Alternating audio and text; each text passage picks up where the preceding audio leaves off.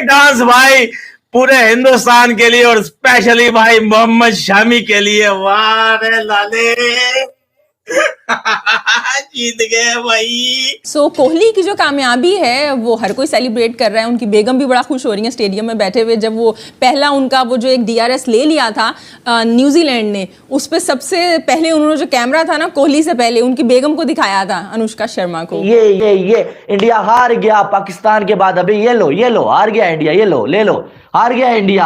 एक मुसलमान ने एशिया कप का फाइनल जिता दिया, आज शामी मुसलमान ने जिता दिया। अरे दुर फिट है मुंह ऐसी गंदी सोच पे, नफरत वाली सोच पे। मैं नहीं मानता जय शाह ने जो है ना रविंद्रा को खरीद लिया है और बॉल में चरखी थी और प्लेटफॉर्म नंबर 7 की जगह प्लेटफॉर्म नंबर 8 पे विकेट बना दी। कल आपको पता है ऑस्ट्रेलिया वर्सेस साउथ अफ्रीका का मैच है, वो लोग आज से घबरा रहे हैं।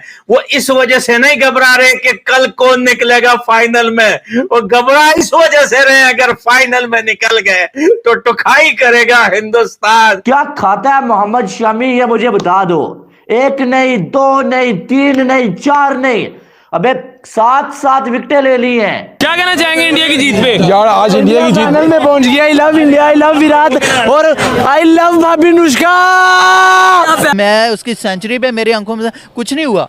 जब उसने रिस्पेक्ट दी सचिन को, मेरी आंखों में आंसू आ गए। कर लिया, सब अचीव कर लिया।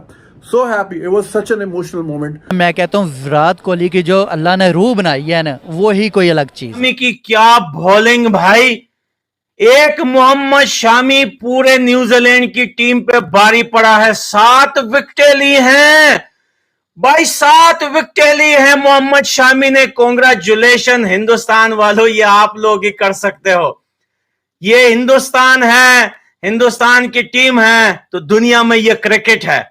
ये हिंदुस्तान की टीम नहीं होगी, ये क्रिकेट नहीं चलेगा दुनिया में, ये नहीं चलेगा ये दुनिया में। क्या बोला था आप लोगों से कि ये वर्ल्ड कप हिंदुस्तान का है। न्यूजीलैंड भाई सारा बदला ले लिया हिंदुस्तान वालों ने यार। फैंटास्टिक भाई, फैंटास्टिक यार, क्या मैच था। देखिए वन साइडेड मैच तो आपको भी पसंद नहीं आता, हमें भी अच्छा नहीं लगता। हमेशा हम यही बोलते हैं यार ये वन साइडेड मैच है, लेकिन कभी कभार मैच इतना हार्ड हो जाता है कि जो हमारे जैसे हार्ट पेशेंस होते हैं भाई वो नहीं देख पाते। आज तो भाई 1 सेकंड के लिए ऐसा लगा कि बस ऐसे ही बस मैं इमोशनल हो गया, मेरे आंसू निकलने का ही देर था। लेकिन भाई दोबारा जिस तरीके से कमबैक किया है, आई लव यू भाई मोहम्मद शामी ने। भाई क्या बॉलिंग कराई है मेरे भाई, क्या बॉलिंग थी मोहम्मद शामी की भाई। आज तो जब तक ये डेरिल मछली खड़ा हुआ था मेरे को लग रहा था कि अगर 450 भी हिंदुस्तान बना लेता, अगर विकेट नहीं गिरी तो ये चेस कर लेगा। लेकिन भाई डेरिल मछली को भी आउट ही कर दिया। आपकी 50वीं 100 हो रही है, वानखेड़े स्टेडियम में हो रही है। मास्टर ब्लास्टर सामने बैठ के आपको आशीर्वाद दे रहा है। डेविड बेकम भी आपको दे रहा है, अनुष्का शर्मा आपको फ्लाइंग किस। अरे यार मतलब खत्म है। इसके बाद कोहली को वर्ल्ड के बाद रिटायरमेंट ले ले भाई, और क्या करना है भाई, कर लिया, सब अचीव कर लिया। So happy, it was such an emotional moment. जय हिंद दोस्तों। तो जैसा कि पूरा पाकिस्तान इस समय बड़े शोक में है, और उस शोक का कारण है भारत की सेमीफाइनल में एक बढ़िया सी जीत। और जीत में भी मोहम्मद शमी ने क्या रिकॉर्ड बनाया है, गजब का रिकॉर्ड बनाया मोहम्मद शमी ने। एक ही मैच में 7 विकेट ले जाना, ये बहुत बड़ी बात होती है। और 2-2 सेंचुरी हमारे बल्लेबाजों ने भी लगाई हैं। और स्वाभाविक है बैटिंग और बॉलिंग दोनों का कॉम्बिनेशन जिस टीम में होगा वो स्वाभाविक है अच्छा परफॉर्मेंस करती है। और यहाँ पर कॉम्बिनेशन आप देखिए कि बैट्समैन ने अपना काम कर दिया, 400 के करीबन टारगेट दे दिया। और 50 ओवर के मैच में 400 का टारगेट एक बढ़िया टारगेट होता है। 50 ओवर के मैच में ये टारगेट आप कह सकते हैं कि हाँ नॉर्मल, मतलब इससे आपको बहुत कम चांस है कि अब आप मैच हारोगे यदि बॉलिंग धोखा ना दे तो। और ऊपर से आपकी बॉलिंग मोहम्मद शमी जैसे बॉलर जो कि 7 विकेट एक साथ ले जाएं, तो पाकिस्तानियों का तो जलना लाजमी है और उन्हें पीड़ा होनी है, क्योंकि उन्हें पाकिस्तान की टीम हारे ना हारे उससे उन्हें इतनी तकलीफ़ नहीं है, उन्हें भारत की जीत से ज़्यादा तकलीफ है। पाकिस्तान की टीम हार भी जाए ना किसी और टीम से, उन्हें इतनी तकलीफ़ नहीं होती जितनी तकलीफ़ उन्हें भारत की टीम के जीतने से होती है। लेकिन अब तकलीफ़ तो होती रहे। आप सामने वाला, जैसे कि किसी क्लास में 2 स्टूडेंट हैं, एक बहुत अच्छा पढ़ता है, दूसरा बस ख्वाबों में खोया हुआ है कि ये हो जाएगा, वो हो जाएगा, ऐसा कर लूँगा, वैसा कर लूँगा, और अंत में जब रिज़ल्ट आता है तो सामने वाले की 90% बनती है और ये फेल हो जाता है। तो दोष किसका है? फेल होने वाले का। अब तुम्हारा ध्यान पढ़ाई पे है नहीं तो अब इसका कोई क्या करे? वही इनका हाल है। ये जो पाकिस्तान ने अपनी जो टीम बनाकर इंडिया भेजी थी उस टीम में जिहादी मानसिकता के लोग थे, सभी को गजवा हिंद करना था। यहाँ आकर इनका एक ही फोकस था कि किस तरह से गजवा हिंद किया जाए। अब स्वाभाविक है, भारत की टीम हो या अदर्स किसी भी टीम को देख लीजिए, सबका ध्यान था कहाँ पर? पूरा फोकस था उनका मैच पर, मैच खेलने पर, बॉलिंग ठीक तरह से हो, बैट्समैन किस हिसाब से परफॉर्मेंस करें, अपनी परफॉर्मेंस अगर थोड़ी डगमगा रही है तो उसके लिए प्रैक्टिस कर कर उसे बेहतर करें। लेकिन ये क्या कर रहे थे? ये तो बस उसी ख्यालों में खोए हुए थे कि हमें तो कोई हरा ही नहीं सकता क्योंकि हमारे पास तो जज्बा है। उस ख्यालों में खोने के बाद इन्होंने सिर्फ दिमाग में वही गजबा है, हिंद और जिहाद वगैरह चल रहा था इनके दिमाग में। अब वही चलेगा तो सच्चाई आप मानो या ना मानो, यदि आपको परीक्षा में पास होना है तो पढ़ना तो पड़ेगा। अब आप कहो कि हमारे पास तो जज्बा है, तो जज्बे से कोई पास थोड़ी ना होता है।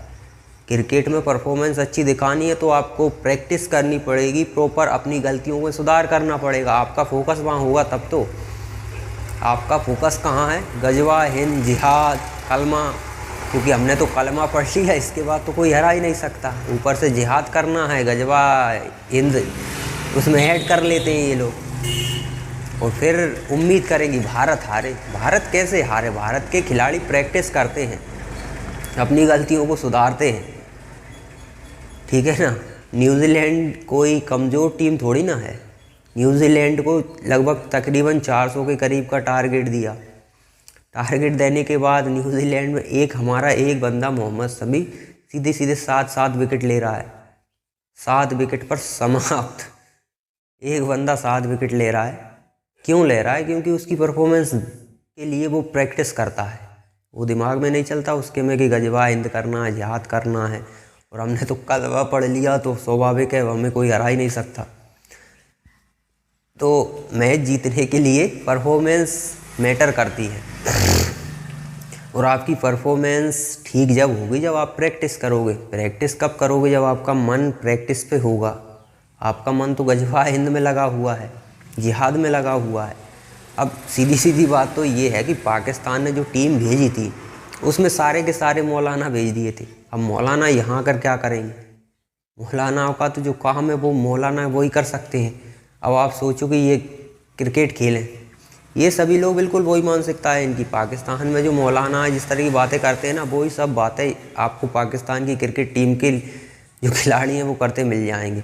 अब स्वाभाविक है, टीम है, बना के भेजिए। पाकिस्तान किसी को भी भेज सकता है, ये तो उनका पर्सनल मैटर। अब उन्होंने मौलाना भेज दिए, तो मौलाना भेज दिए तो जलील किसे होना है? भारत को, कि न्यूजीलैंड होगी, ऑस्ट्रेलिया होगी?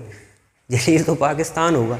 जैसे खिलाड़ी आपने भेजे हैं वैसा ही परफॉर्मेंस आपको देंगे। वो परफॉर्मेंस देंगे तो फिर तुम जलते हो भारत से। भारत तो जीतेगा, स्वाभाविक है। भारत के खिलाड़ी प्रैक्टिस करते हैं, अपनी गलतियों पर काम करते हैं, फोकस करते हैं। वो आपने कभी देखा है कि वो पूजा पाठ हवन करने बैठ गए हों किसी ग्राउंड में? उनको भी पता है पूजा पाठ हवन से फ़ायदा तब मिलेगा जब आपकी परफॉर्मेंस अच्छी होगी, आप प्रैक्टिस करोगे। अब इनको लगता है कि कलमा पढ़ लिया तो अब तो हमें कोई हरा ही नहीं सकता, बस इसीलिए जलील हो गए चले गए। अब ये जलील हो गए तो इनकी आवाम चाहती है कि भारत हारे, थोड़ा जख्मों पर मरहम लग जाए। भारत की हार की ये लोग जिस तरह से कामनाएं कर रहे हैं, अब भारत हार नहीं रहा तो ये लोग अपने आप को पीड़ित महसूस कर रहे हैं। मैं बोल रहा हूँ ना कि छाती पीट रहे हैं ये लोग। तो अब छाती पीटो या कुछ पीटो भाई, मुझे तो लगता है कि अब फाइनल में सीधा सीधा बिना एक भी मैच लूज किए भारत पहुँचा है तो फाइनल भी उठा ही लेंगे।